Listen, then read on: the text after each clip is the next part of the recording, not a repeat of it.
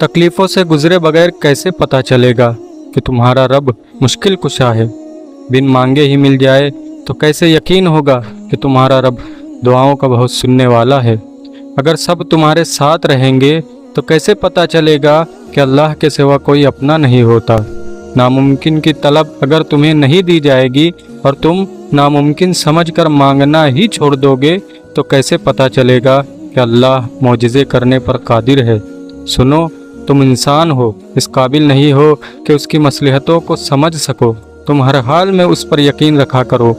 तुम्हारा रब वही है जिसने समंदर के बीच से मूसा अलैहिस्सलाम के लिए रास्ता निकाला था, इब्राहीम अलैहिस्सलाम के लिए आग को गुलजार बनाया था, यूनुस अलैहिस्सलाम को मछली के पेट में महफूज रखा था।